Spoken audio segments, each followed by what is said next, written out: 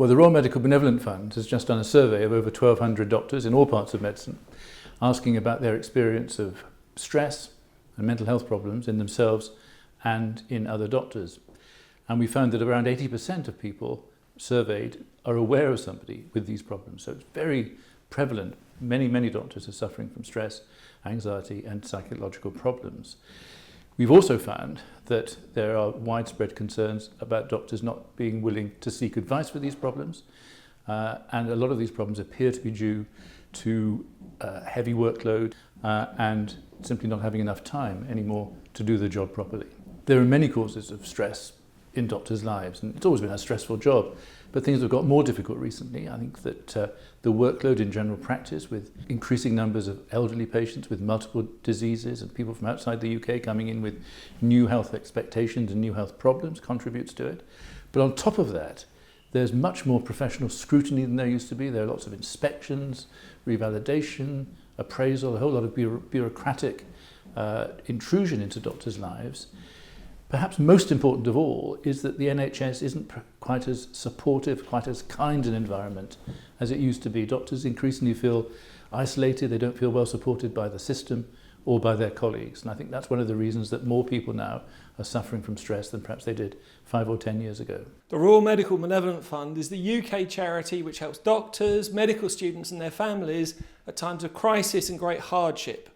Our help ranges from financial help through to money advice and telephone support for those who may be isolated or in need of extra help. There is help available for doctors through the NHS, but it's very patchy and there's some very good local examples. But the feedback from our survey is that 2/3 of doctors felt that NHS support for doctors and their families is very poor.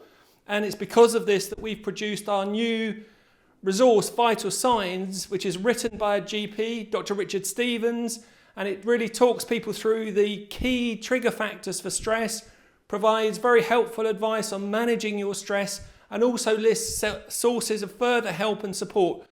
Well, I think the key signs really are not coping with the job. I think that's probably the most important thing. If you or your colleague can't face the job, you're coming in late, you're looking for excuses not to be there, you're missing things, you're not doing the paperwork, not keeping up to date. The real trick, though, apart from spotting the signs, is to get doctors to do something about it. And we're not taught from medical school onwards how important it is to look after ourselves. We're bulletproof. We're doctors. We don't get sick. But actually what we have to understand is that we're just as, and probably more likely than, most other people to suffer these problems. And we need to be brave enough to come forward, to look for help, to get ourselves straightened out. Well, the junior doctors' strike makes the point that tired, stressed doctors are bad for patient care and bad for patient safety. And we'd certainly subscribe to that.